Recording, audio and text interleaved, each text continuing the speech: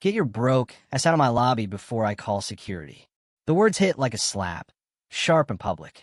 Naomi Carter stood still, holding her black credit card in front of the counter. The night manager, Brian Holt, had just knocked it from her hand. It clattered on the marble floor and spun to a stop. Everyone in the Chicago Grand Lobby turned. Naomi blinked once. "Excuse me." Brian smirked, leaning his elbows on the counter. "You heard me. We don't do fake cards here. Whatever scam you're running, try it somewhere cheaper." Emily Ross, the front desk clerk, laughed too loud. "Want to get gloves?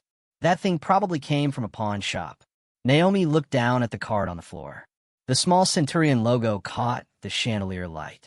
She bent, picked it up, wiped it with her sleeve, and slid it back in her wallet. "I have a penthouse reservation. Naomi Carter. Check your system." Brian snorted. "Right. And I'm the president. You think people like you stay here?" "People like me?" Naomi said quietly. "You know what I mean," Brian said. "It's midnight. You show up in sneakers, carrying a beat-up bag, saying you've got the penthouse. Come on."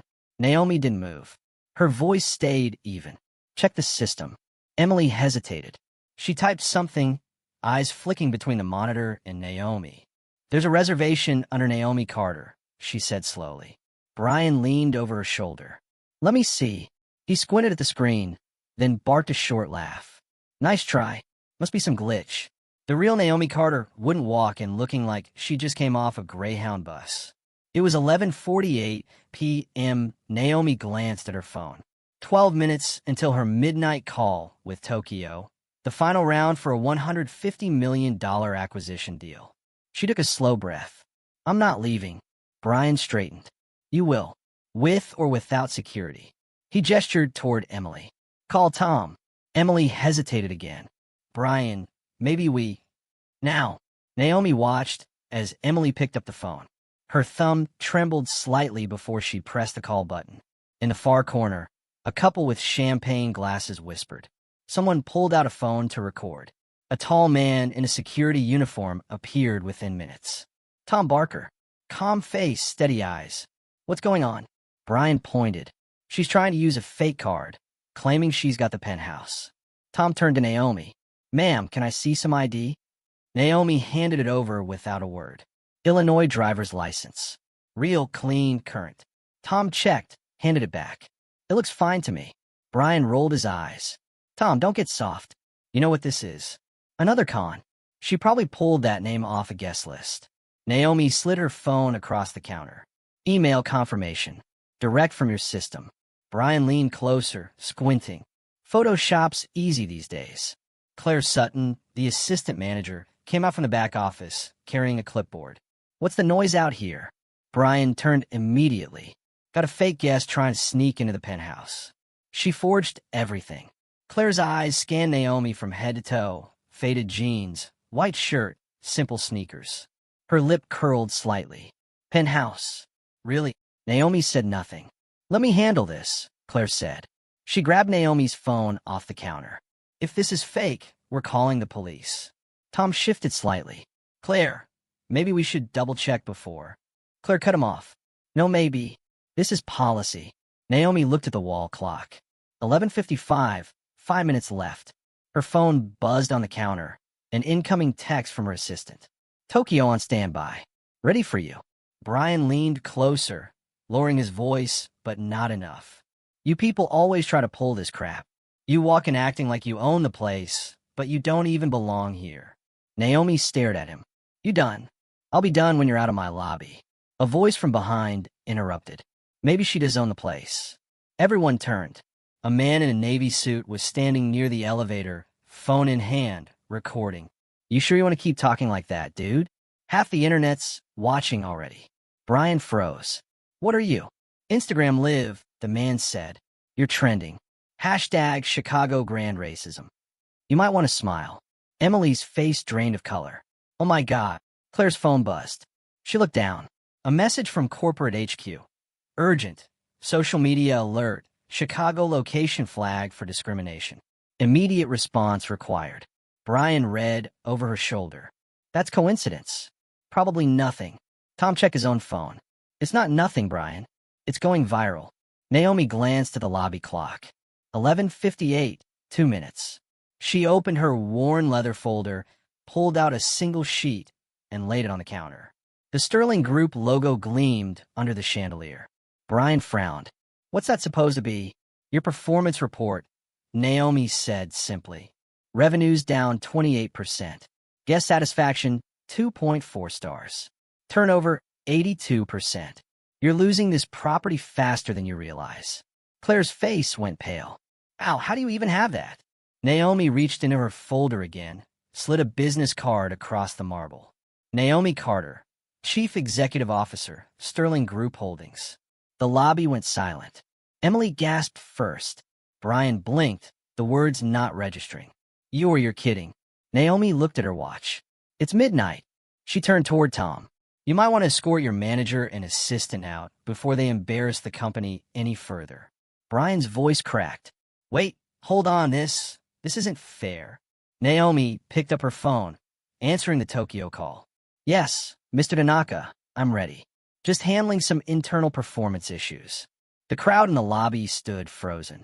Claire's clipboard slid from her hand and hit the floor. Emily stepped back, whispering, She's the boss. Naomi ended her call, looked at Brian and Claire. Let's make this simple. You've got two options, resign now or stay and face HR in the morning. Either way, this lobby's going to remember tonight. Tom nodded once, stepping closer to Brian. You heard her. Naomi turned toward the elevator, her tone still calm, still steady. The next time you decide who belongs where, remember this moment. The doors closed behind her. The lobby stayed silent except for the faint hum of the chandelier lights, and the live stream still running, thousands of viewers watching the fallout in real time. The video hit 5,000 views before midnight. By morning, it had crossed 500,000. Chicago Grand Racism was trending on every major platform. Screenshots, hashtags, reaction clips. The whole city had seen Brian Holt's smirk and Naomi Carter's quiet stare. Upstairs, in the penthouse suite that Brian thought didn't exist, Naomi sat on the edge of the couch, laptop open, coffee untouched. The skyline glowed outside the window, cold, perfect, and different. Her assistant, Avery, was pacing behind her with a phone in hand. Corporate's been blowing up since 3 a.m., Avery said. Half the regional managers are pretending they never met Brian. HR says legal's drafting statements. Naomi didn't look up from the screen. Good. Let them sweat. Avery hesitated. Do you want to release an official comment? No, Naomi said. We're not reacting. We're responding. She typed quickly, pulling up internal dashboards. Guest complaints. Staff turnover. Ratings. She wasn't angry. She was documenting. Avery stopped pacing. You're really going to handle this yourself, aren't you? Naomi finally looked up. This isn't just PR, Avery. It's rot. You don't fix rot with statements. You clean the structure. Downstairs, the lobby was a crime scene of silence. Brian sat behind the counter, head low, phone buzzing nonstop. His name was all over the internet, clips from the live stream, memes, articles. Someone had found his LinkedIn. His inbox was a wall of hate. Claire sat beside him, pale and stiff. They called from regional, she said quietly. Laura Pierce wants a report in an hour. She said you better have an explanation that doesn't make the company look racist. Brian rubbed his face. There's no explanation that works. We're screwed. The elevator dinged. Tom Barker stepped out in uniform, holding a folder. He looked like he hadn't slept. Corporate called me too, he said. They want statements from everyone on duty last night. Brian's tone was defensive. You're not going to throw me under the bus, are you? Tom set the folder on the counter. You threw yourself there. I'm just turning in the report. Claire glared. You didn't even back us up. I didn't see a reason to, Tom said evenly. She showed proof. You ignored it. Brian slammed his hand on the desk. You think I'm racist? I've been working here 8 years. I've seen worse. Tom didn't flinch. That's the problem. You've seen worse and said nothing. The phone on the counter rang. Claire answered, voice trembling. Front desk, this is Claire. She listened, nodded, then handed the receiver to Brian. It's Laura Pierce. Brian took it reluctantly. Hey, Laura. Her voice came through sharp. Don't hate me, Brian. You realize who you insulted last night. He swallowed. Some guest who thought, she's the CEO, Brian. The owner. Your boss's boss's boss. Silence. Laura continued, her tone cold. Legal's calling it a reputational disaster. News outlets are asking for statements. The board wants a briefing in 2 hours. You and Claire are suspended pending review. Brian's hand went limp, the receiver dangling. Claire stared at him, whispering suspended. Indefinitely, Laura added before hanging up. Tom exhaled slowly. You should both go home. Brian didn't move. She set us up. Tom shook his head. No. She gave you every chance to act right, and you didn't take it. At 9 a.m., Naomi walked into the operations conference room on the 30th floor. Every head turned. The regional director, Laura Pierce, stood waiting with 2 HR officials. Coffee cups, tablets, tense faces. Morning, Naomi said, calm but clipped.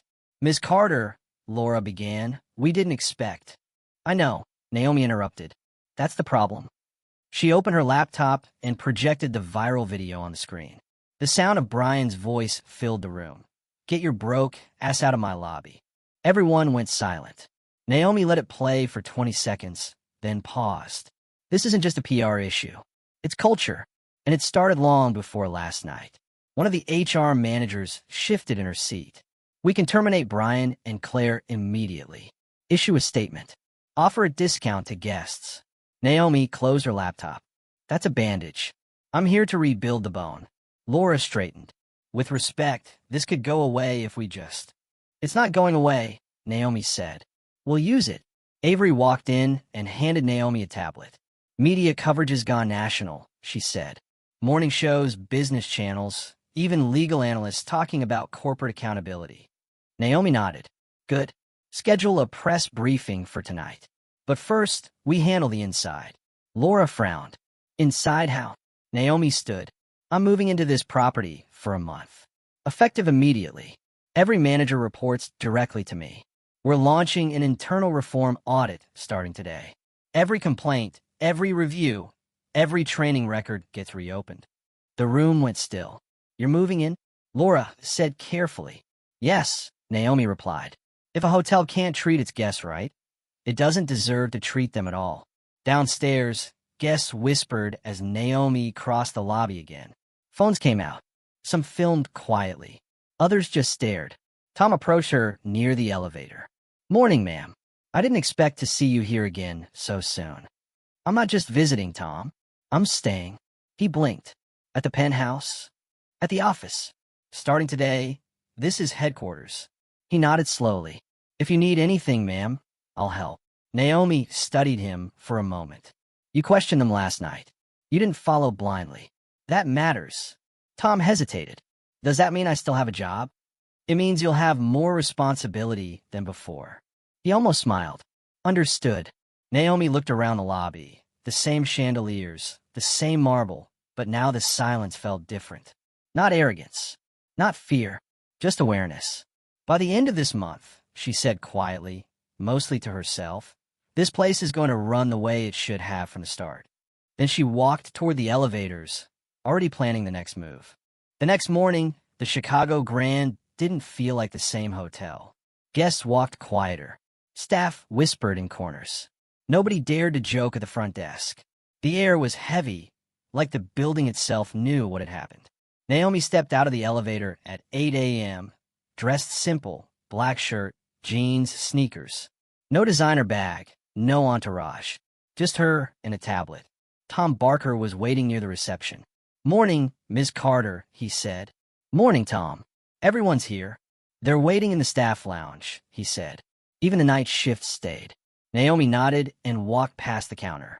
Emily Ross, the young front desk clerk, was behind it, staring down at her computer like it might save her job. Naomi stopped. You're Emily, right? Emily jumped. Yes, ma'am. You laughed last night, Naomi said calmly. You remember that? Emily's voice cracked. I'm sorry. I was scared. He, Brian, was my boss. Everyone laughed when he did. Naomi studied her face. That's not an excuse, but it's an explanation. Keep your head up. You'll learn something from this if you pay attention. Emily nodded quickly, relief and fear mixing on her face. Naomi pushed open the door to the staff lounge. Around 20 employees sat in folding chairs. Housekeepers, desk clerks, bellmen, a few managers who hadn't quit yet. No one spoke. She stood in front of them. "I'm not here to fire anyone today," she said. "If you showed up, that means you care enough to stay. But things are changing starting now." Someone in the back muttered, "We didn't even do anything wrong." Naomi turned toward the voice. "What's your name?" "Leo," the bellman said. "Leo," she said evenly. "If you worked here while guests were being disrespected and didn't speak up, then yes, you did something wrong." Leo looked down at his shoes. Naomi set her tablet on a table. "You've seen the video. You've read the comments. What people saw last night wasn't just one manager being cruel. It was a company losing its compass. That ends here." She tapped the screen. A slide appeared on the TV in the lounge. Guest dignity initiative. From today, every interaction with a guest will be monitored through this system. Every review, complaint, and comment goes straight to corporate. No filters. No excuses. You treat people right, you'll be rewarded. You don't, you'll be gone. Murmurs filled the room. One housekeeper raised her hand. "Ma'am, what about us? We never talk to guests much. Do we get judged too?" "You get evaluated the same way," Naomi said. "Respect starts behind the scenes. I don't care if you clean rooms or run accounting. You represent this place." Claire Sutton entered quietly, eyes red from lack of sleep. She looked smaller than she had last night. "Naomi, Miss Carter, I came to apologize." Naomi turned to her. "You're still here." "Yes, ma'am. I didn't sleep. I kept thinking about what I said." Naomi waited. Claire swallowed. "I judged you the second I saw you. I didn't even question it. That's not how I was raised. I'm ashamed of that." "Good," Naomi said. "Shame means you still have a conscience. Now prove it. You're on probation. Work with Tom for the next month. You'll handle guest conflict training, not management duties." Claire blinked. "Yes, ma'am. Thank you." Naomi looked around the room.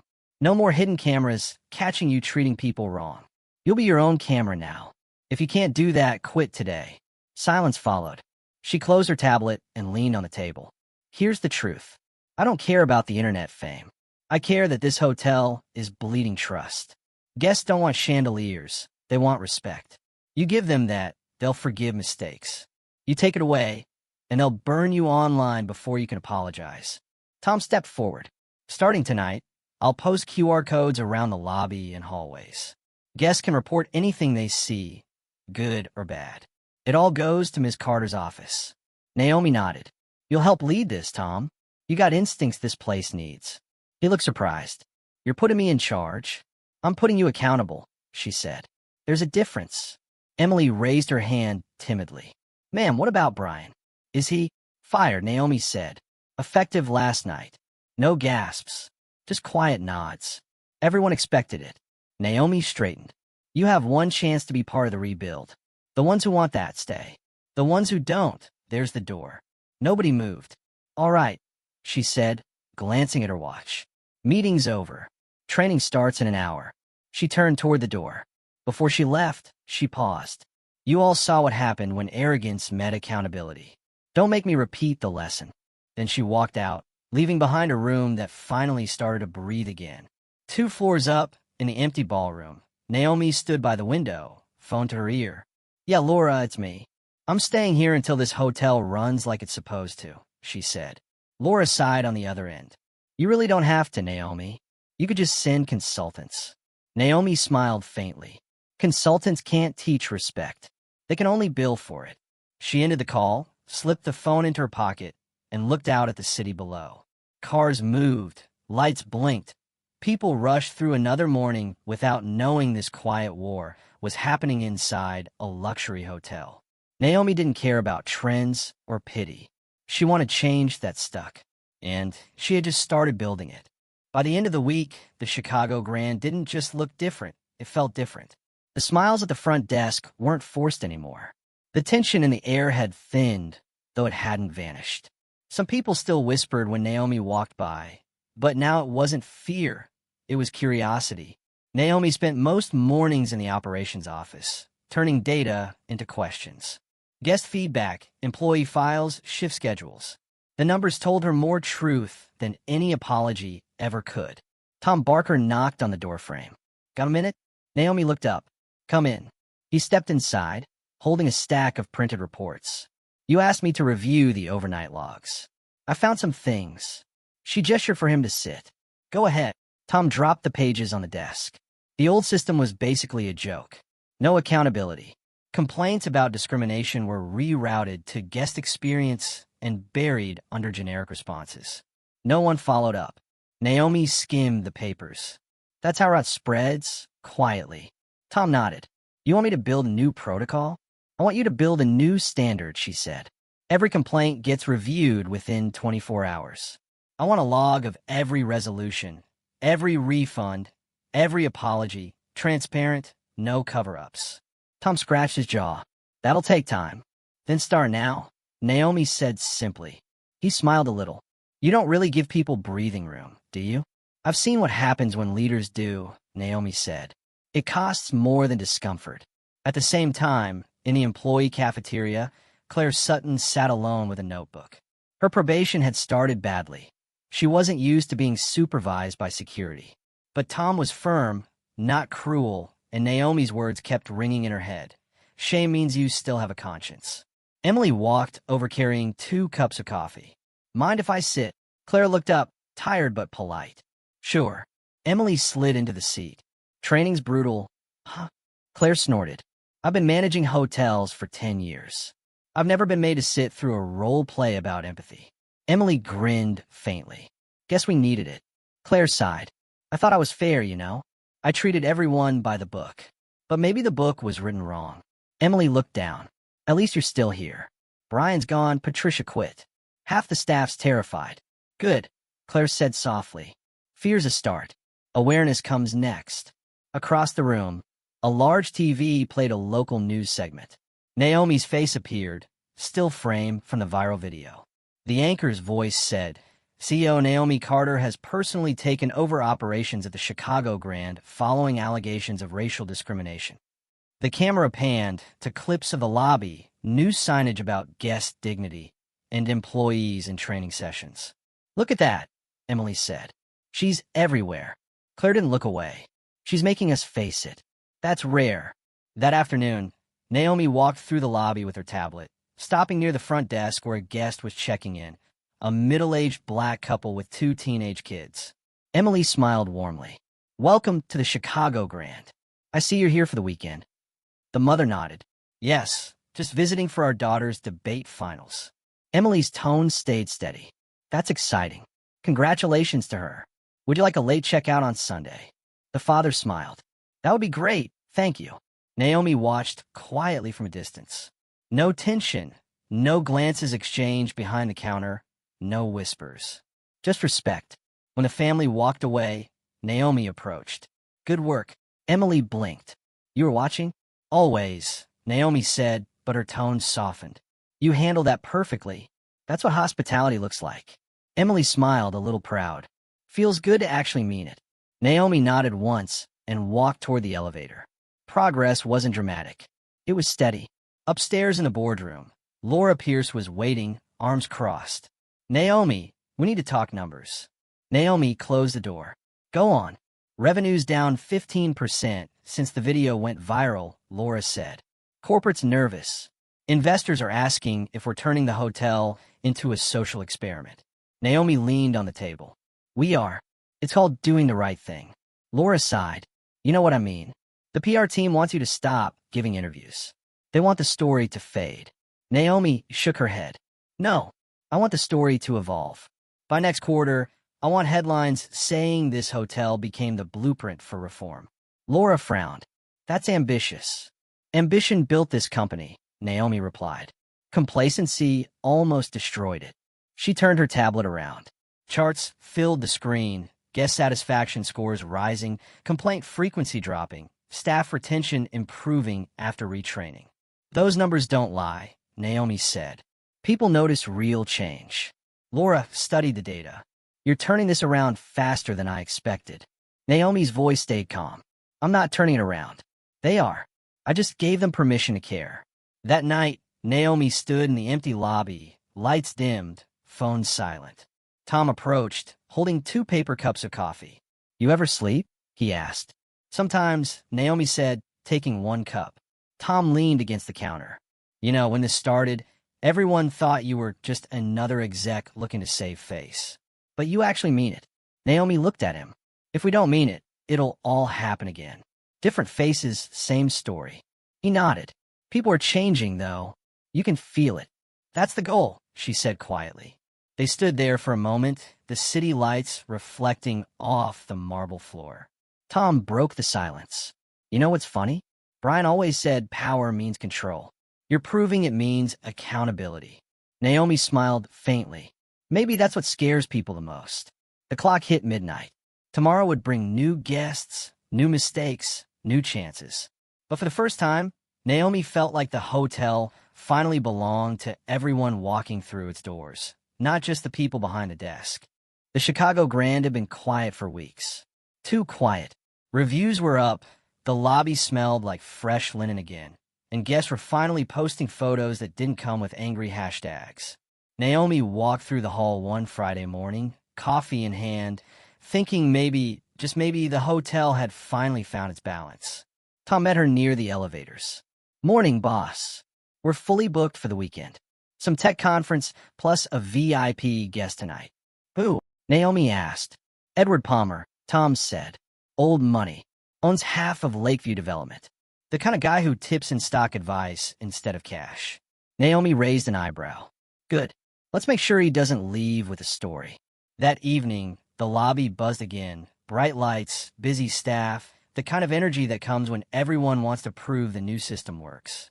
Emily was at the front desk with 2 new hires. One of them, Jordan, fresh out of college, still nervous enough to overthink every guest interaction.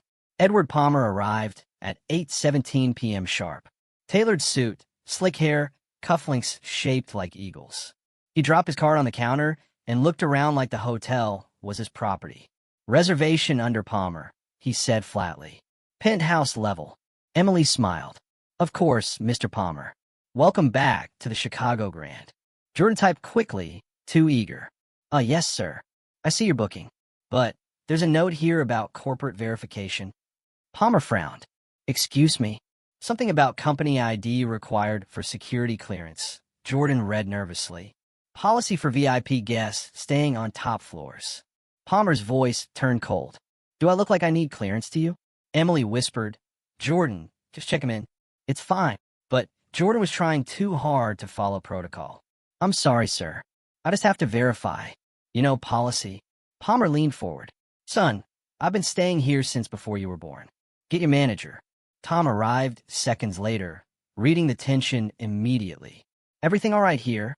Palmer pointed at Jordan. "This kid thinks I'm some kind of fraud." Tom turned to Jordan. "Go take a break." Jordan's face went pale. "I was just—" "Go," Tom said firmly. Naomi was walking through the lobby when she saw Palmer's raised voice and stopped. "Evening, Mr. Palmer," she said smoothly. "Naomi Carter. I run this hotel." Palmer turned. "Oh, you're the one from that video? The activist CEO?" Naomi didn't blink. "I'm the one who makes sure everyone here gets treated right." "Well," Palmer said, "you might start by training your staff not to question people who actually belong here." Naomi looked at Jordan across the lobby, standing frozen near the door. She understood instantly what this was, an inversion of the same moment months ago. Someone overcorrecting. Someone else using it as proof of bias. "Mr. Palmer," she said, calm as ice, "you'll have your suite in 2 minutes. But let's clear something up first." He crossed his arms. "You're not seriously defending that kid." "I'm explaining," Naomi said evenly. "He made a mistake, but not out of arrogance. Out of fear. The kind of fear that comes from trying too hard to avoid being what this place used to be." Palmer scoffed. "You people love turning everything into a statement." Naomi smiled faintly. "No statement. Just facts. You're right. He shouldn't have questioned your identity like that. And he'll learn from it. But if you think yelling fixes it, you're wrong too." He stared at her, thrown off by her tone. "You're not firing him?" "No," Naomi said. "I'm teaching him. The way I wish someone had taught others sooner." Tom returned with the room keys. "All set, sir." Palmer snatched them and muttered, "Guess some lessons never stick." Naomi stepped aside. Enjoy your stay, Mr. Palmer. He walked off without another word. After he was gone, Tom exhaled. That could have gone bad. Naomi looked at Jordan, who was avoiding eye contact. Come with me. They walked to the back office. Naomi closed the door. You know what you did wrong? Jordan nodded miserably. I overstepped. I didn't want to screw up like Brian did. Naomi leaned on the desk. You didn't overstep. You forgot to read the room. Rules exist to protect people, not to hide behind. You can enforce policy without humiliating someone. He looked up. So, I'm not fired? No, she said. You're being trained again by me. Jordan blinked. You're serious? Dead serious, Naomi said. Tomorrow, you're shadowing me. You'll see what it means to handle power without fear. The next morning, the story hit social media again. VIP complains about reverse discrimination at Chicago Grand. A blurry clip from a guest's phone showed Palmer's outburst and Naomi stepping in. Avery burst into Naomi's office, phone in hand. It's spreading again. Naomi was calm. Let it. We'll answer with transparency. Avery frowned. You're not tired of this? Naomi looked out the window. Reform doesn't end when the internet moves on. She walked into the staff lounge minutes later. Everyone was on edge. I saw the post, she said. I know what it looks like. But here's the truth. We don't fix prejudice by flipping it. We fix it by being consistent. She turned to Jordan. You got too nervous. You treated a guest like a problem instead of a person. That's what we're fighting against. He nodded, embarrassed. Yes, ma'am. Naomi continued. The goal isn't to prove we're perfect. It's to prove we learn faster than we fail. That's how we stay credible. Tom stepped in. For what it's worth, Mr. Palmer checked out this morning. Left a note for you. Naomi took the folded paper. It read, Didn't expect to be taught manners by the woman from the headlines. You run a tight ship. Maybe too tight. But I'll be back. She folded the note and smiled slightly. Progress, she said. Tom chuckled. That's what you call it. Yep, Naomi said. One less enemy. One more lesson. She looked around the room. Emily, Jordan, Claire, the others all watching her. This hotel will never be perfect. But if every mistake makes us better, we're winning. She glanced at her watch. Now, back to work. There's always someone watching, even when you think there isn't. The staff nodded, dispersing quietly. Naomi stayed behind for a moment, leaning against the counter. Her reflection stared back from the glass. She wasn't angry or proud, just steady. Somewhere upstairs, the cleaners were changing sheets in the penthouse.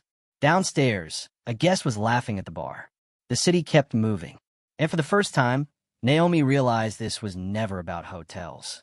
It was about people learning to see each other clearly, without titles, without uniforms, without assumptions. She picked up her coffee and said under her breath, Lesson 2 complete. Then she walked out of the room, already thinking about the next one. Monday came with rain and headlines. Naomi was halfway through her second coffee when her phone buzzed. Board meeting. 10 a.m. sharp. Mandatory. She stared at the screen. The timing wasn't good. The Palmer video had hit 2 million views overnight. Most comments were supportive, but a few investors weren't happy seeing the company's name trending again. By 9:58, Naomi walked into the top-floor conference room. Long glass table. 12 board members in suits, half of them avoiding eye contact. At the head sat Charles Dean, the chairman, white hair, calm voice, the kind of man who'd built his fortune before social media existed. He gestured toward a seat. Miss Carter, take a seat. We need to discuss optics.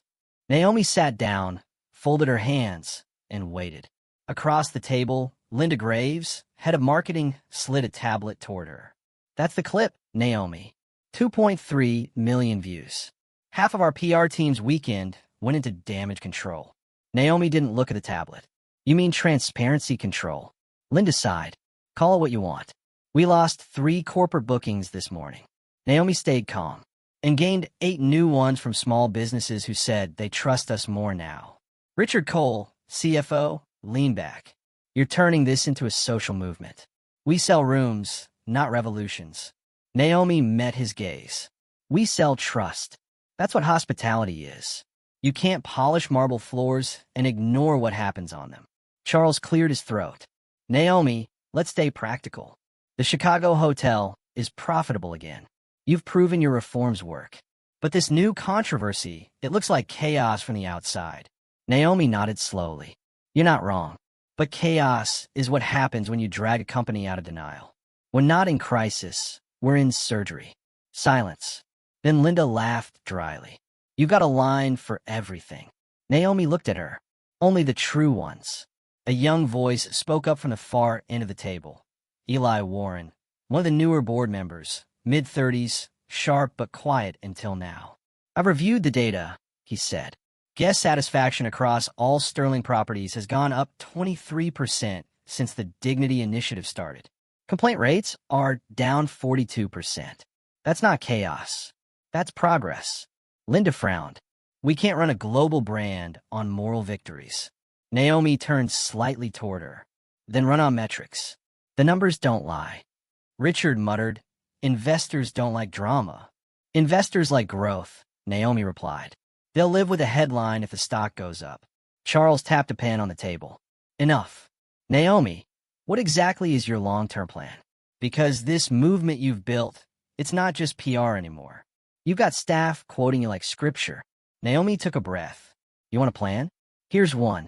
We expand the Dignity Initiative company-wide. Every Sterling property, every manager, every guest interaction logged and audited. We turn transparency into our competitive edge. Not a risk, a signature. Linda looked horrified. You're talking about global implementation. That's millions in retraining, new tech, PR campaigns. And millions saved in lawsuits we'll never face again, Naomi cut in. I'm done patching holes. I'm rebuilding the ship. Richard leaned forward. And what happens when another viral clip drops? You can't control human error. No, Naomi said evenly. But I can control how we respond to it. The problem isn't mistakes. It's pretending they didn't happen. The room went quiet. Outside, rain streaked the windows in slow lines. Charles folded his hands. You're bold, Naomi. Maybe too bold. I've been called worse, she said, half smiling. He studied her for a long moment. Then, you know what your problem is? You act like you own this place. Naomi looked him straight in the eye. Because I do. In responsibility, if not in shares. Eli grinned slightly, hiding it behind his notepad. Charles leaned back. Let's vote. Motion on the table. Extend the Dignity Initiative globally, as proposed by Ms. Carter. One by one, hands went up. Eli first, then two more, then another. Linda hesitated, but finally raised hers halfway. Charles sighed. Majority in favor. He turned to Naomi. Congratulations. You just changed the DNA of this company. Naomi nodded once. Then let's get to work. She stood, gathered her papers, and started toward the door. Naomi, Charles called after her. You realize if this fails, it's on you. She stopped, glanced back. It already was. By evening, she was back in the Chicago lobby. The same marble floor, the same chandelier hum. But it felt different knowing that every Sterling hotel in the world was about to run under her blueprint. Tom met her with a grin. How'd it go? Naomi smiled faintly. We're going global. He whistled. No pressure, huh? Pressure's fine, she said. It means the system's alive. She walked to the center of the lobby, looking around, staff talking quietly, guests checking in without tension, the new vibe steady and human. Maybe for the first time, the place felt honest. Naomi took out her phone, opened the company group chat, and typed. Effective immediately. Dignity Initiative now applies to every Sterling property worldwide. Mistakes are chances to improve. Accountability is mandatory. Change starts now. She hit send. Somewhere, hundreds of notifications pinged across time zones. Naomi exhaled, the weight of every eye on her shoulders. Board members, staff, strangers on the internet. It didn't scare her anymore. Because this time, the story wasn't about what went wrong. It was about what was finally being made right. The news broke before sunrise. Every Sterling hotel from New York to London had received the same internal memo. Short, clear, and impossible to ignore. Effective immediately. The Guest Dignity Initiative applies to all properties worldwide. Accountability is not optional. By 8 a.m., the press was calling it the Carter Doctrine. In New York, a front desk manager scrolled through the email 3 times before muttering, "We're supposed to report each other now." In London, a regional director texted his assistant, "She's serious?" Every guest complaint gets logged directly to corporate. And in Seoul, a young trainee smiled to herself, thinking, "Finally, someone upstairs gets it." By noon, Naomi's phone hadn't stopped vibrating. Messages poured in from every time zone, some supportive, some furious. Text, Eli Warren, investors nervous. Headlines calling it the woke hotel movement. You ready for the storm? Naomi, already in it. She was in her office overlooking downtown Chicago, wearing the same black blazer she'd worn during her first day as CEO. Tom leaned against the doorway, arms crossed. They're saying Bloomberg wants an interview. CNN too. Naomi didn't look up from her laptop. Let them wait until after the press briefing. You sure about this? Tom asked. Not really, she said. But it's time people stop guessing what we're doing. At 3 p.m., the conference hall on the 30th floor of Sterling's headquarters was full. Reporters, cameras, microphones, the whole circus. Naomi stepped up to the podium. No teleprompter, no script. Just a glass of water and her notes, folded in half. A reporter from CNBC spoke first. "Ms. Carter, your initiative has sparked backlash. Some claim it's a PR stunt to distract from last month's viral incident. Others say you're pushing politics into business. How do you respond?" Naomi took a slow sip of water. "If basic respect is political now, then I guess we're in politics." A few chuckles rippled through the crowd. Another hand shot up. "You've fired over a dozen managers in the past 6 months. Isn't that excessive?" "Depends on how much discrimination you think is acceptable," Naomi said simply. "We fired people who couldn't meet a standard we should have had years ago." A journalist from the London Herald leaned forward. "Your policies might work in America, but other regions have different cultures. Isn't this forcing Western values on a global operations?" Naomi didn't flinch. Dignity isn't Western. It's human. And if you need a policy to remind people of that, that's exactly why we're doing this. Tom watched from the side of the stage. She wasn't defensive, wasn't lecturing. Just calm, solid. Then came the voice Naomi knew would stir trouble. Mark Danner, a veteran political columnist known for traps disguised as questions. "Ms. Carter," he began, "you've built your reputation on calling out bias. But some would say this campaign is self-serving. Your own video scandals put you in the spotlight. Isn't all this just a way to rewrite your image as a savior?" The room went quiet. Naomi looked at him for a long moment. "You're not wrong that my name is attached to the story," she said. "But if that makes people listen, I'll use it. I don't need to be a savior. I just need the next guest who walks into a Sterling lobby to be treated like a human being." Mark pressed on. "Still, your reforms could cost millions. Investors might pull out." Naomi nodded. "Then we'll find new ones who believe respect pays dividends." He raised an eyebrow. "And if it doesn't?" Naomi smiled faintly. "Then at least I won't be rich for the wrong reasons." The room went silent again. Someone clapped. Then a few more joined in. Within seconds, the hall erupted in applause. After the conference, Naomi walked into the hallway, feeling the adrenaline fade. Eli caught up with her, phone in hand. "You just went viral again," he said. "But this time they love you." Naomi smirked. "They'll love me until next week. Then they'll find something else." "Still," Eli said, "you turn a hit piece into a masterclass." Naomi shook her head. "I just told the truth. It's amazing how fresh that sounds these days." That night, Sterling's social channels exploded with messages. Staff posting photos of themselves with the caption #DignityStartsHere. Guests shared stories about being treated differently, now finally listened to. In Los Angeles, a front desk worker tweeted, "We had a guest tonight who was rude to housekeeping. Instead of ignoring it, my manager backed the staff. That never used to happen. Feels like a new company." In Singapore, a general manager sent Naomi a short email. "Your policy scared me at first. Then I saw my team start smiling again. You were right." Naomi read every message. Some she replied to, most she just saved. Around midnight, she walked alone through the Chicago lobby. The place was quiet. Same marble floor, same soft jazz playing. Tom was still at the desk, sorting security logs. "You're still here?" she asked. He shrugged. "You too." Naomi smiled. "Guess we both work better when the world is asleep." He looked at her for a moment. "You think this'll stick? The initiative, the press, all of it." Naomi leaned against the counter. "People want to believe in something better. We just gave them permission to." Across the world, monitors glowed with the same message. In the Sterling app, guests now saw a banner. "Your voice matters. Report any mistreatment instantly. We listen. We act." And for once, it wasn't empty branding. Complaints didn't vanish into a database. They triggered real calls, real changes. By the end of the week, Sterling's stock had stabilized. Employee satisfaction rose 19%.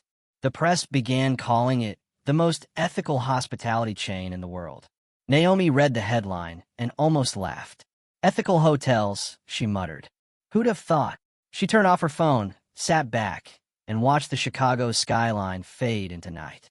For the first time in months, she felt something close to peace, not the fake kind you buy with silence, but the kind that comes from finally doing the hard thing right. The ballroom of the Grand Hyatt in Manhattan was full before sunrise. Banners hung across the stage. Ethical Leadership Summit 2026, the future of accountability. Naomi stood behind the curtain, fixing the small mic on her jacket. The hum of hundreds of voices outside sounded like rain against glass. Her assistant, Mia, checked her notes. "They want you to focus on dignity in leadership, not the hotel scandal," Mia said. Naomi half smiled. Then they invited the wrong person. When she stepped out, the room went quiet. Reporters, executives, cameras. The crowd looked at her the way people look at someone who's already become a symbol. "Good morning," Naomi began, voice steady. "A year ago, I was just trying to check into a hotel. Now I'm somehow a case study."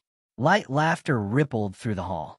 She continued, "We talk about ethics like it's policy, but it's really just how you treat people when no one's watching. That's where leadership starts, in the quiet moments." Applause. But before she could continue, a hand shot up from the press section. A young man stood, phone recording. "Ms. Carter, quick question before you move on. You've been called a champion of accountability. But I found records from your early career, your time at Brent Industries. You were a project manager there, correct?" Naomi froze for half a second. "That's right." He continued. "Witness statements say you saw racial harassment at that company and didn't report it. One of your coworkers was fired because nobody spoke up. Isn't that silence the opposite of what you preach now?" The crowd shifted. The air changed. Cameras clicked. Mia looked like she wanted to vanish into the floor. Naomi stepped closer to the mic. Her throat felt dry, but her voice didn't shake. "You did your research," she said. "And you're right." The hall went dead silent. "I was 26. New job, big paycheck, scared to lose it. A coworker, Marcus Brown, got targeted because he was black. I saw it. I heard it. And I said nothing. I told myself it wasn't my fight. He lost his job. I kept mine." Her words dropped like stones. No one moved. "That silence haunted me," Naomi continued. "It taught me what comfort costs, other people's dignity. I built my career trying to forget it, but it followed me. Every time I watched someone get treated unfairly and stayed quiet, I heard his voice again." The reporter lowered his phone. "So yes," Naomi said, I failed hard. And that's why I care now. Because I know what cowardice looks like when you see it in the mirror." Someone in the crowd started clapping. Then another. Within seconds, the entire room was on its feet. Naomi waited until the sound faded. "Here's the truth," she said. "You don't earn integrity by pretending you were always brave. You earn it by facing the times you weren't." After the talk, reporters crowded the hallway. But this time the questions weren't about the scandal. They were about the moment. CNN asked, "Were you expecting that question?" "No," Naomi said, "but I was overdue for the answer." BBC asked, "Do you think vulnerability is part of leadership?" "It's the only part people still trust," she replied. Later that evening, Naomi sat alone in her hotel suite overlooking the Hudson. The city lights looked like stars that forgot where they belonged. She turned on her phone. Hundreds of messages, all the same tone. Respect. Courage. Thank you. Mia knocked softly. You okay? Naomi nodded. Yeah. Feels strange being free. Free from hiding who I used to be. The next morning, major outlets ran the same headline. CEO turns question into lesson. Silence is the enemy of justice. Back at Sterling headquarters, employees replayed the clip in break rooms. One housekeeper whispered she owned it. Most bosses would have lied. Another replied, that's why she's different. In a London branch, a manager wrote on the staff board, if she can face her past, we can face ours. Within weeks, Sterling's new Truth Hour session started.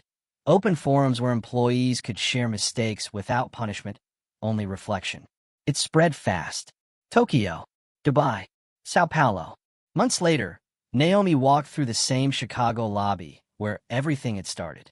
The marble floors still gleamed, but the energy was new, warmer, lighter. Sarah, now a department head, waved from the front desk. Morning, boss, she said.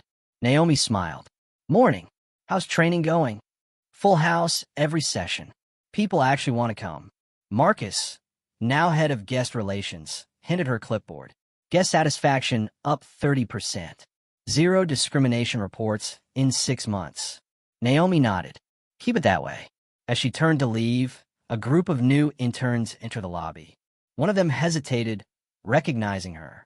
Ms. Carter, can I ask something? Sure, she said. What do you do when you realize you stayed quiet too long? Naomi looked at the kid, saw a younger version of herself. You start talking, she said, and you don't stop until the silence breaks. Outside, snow had started to fall over the city. Naomi zipped up her coat, walked past the bronze plaque near the entrance. The words engraved there caught the light. Dignity isn't a policy. It's a choice.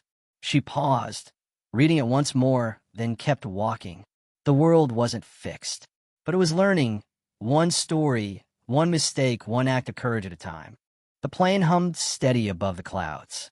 Naomi sat by the window, half awake, the world outside nothing but gray light and thin air. She was flying home from London after the company's annual summit. Every report said the same thing. Record profits, zero discrimination complaints, retention up, lawsuits gone. But numbers didn't mean peace. Not really. The flight attendant stopped beside her. Ms. Carter, someone dropped this off at your hotel this morning. Said it was personal. She handed Naomi a plain brown envelope. No return address. Just her name, written in neat block letters. Naomi waited until the attendant walked away, then opened it. Inside was a single sheet of paper and an old company photo, Brenton Industries, 2012. A group of fresh-faced hires in suits and cheap smiles. She saw herself in the back row, stiff posture, bright eyes, trying too hard to look confident. In the front, a man with a wide grin, Marcus Brown. The letter was handwritten. Naomi, you don't know this, but I've been following your work since the Sterling case. When I saw you on the news, I recognized the face right away. It took me a few days to decide whether to write. Not because I was angry. I stopped being angry years ago. Back then, I thought silence ruined me. But it also pushed me to start over. I moved, went back to school, began working in workforce equity programs. Last month, I got hired by the Department of Labor. We train companies on fair employment now. Funny, right? You said in your talk that silence is cowardice. I don't disagree, but I also think it's human. We all break before we learn where we stand. You stood up later, and that's what people remember. Keep doing what you're doing. Some of us are watching and learning. Marcus. Naomi read the letter twice. No bitterness. No forgiveness either. Just truth. She looked out the window. The horizon was catching light, pale orange cutting through layers of cloud. The world was waking up again. She folded the paper carefully and slipped it into her notebook. The captain's voice came over the intercom. Ladies and gentlemen, we'll begin our descent into New York in about 20 minutes. Naomi leaned back, closing her eyes for a moment. The hum of the engines filled the silence. For the first time in years, it didn't feel heavy. When the plane touched down, her phone lit up. Messages from her team, reminders about meetings, policy drafts waiting for review. She scrolled past them all and opened her notes app. At the top, she typed a new line. Lesson number 1, speak early. Lesson number 2, Forgive late, but forgive anyway. She saved it, turned off her phone, and stood when the seatbelt sign went off. As she walked through the terminal, a janitor nodded at her. "Morning, ma'am." She smiled back. "Morning." Outside, the city noise hit like a familiar song. Taxis, wind, footsteps, life. Naomi zipped her coat, breathed in the cold air, and kept walking. No stage lights, no cameras, no applause. Just another day and another chance to get it right.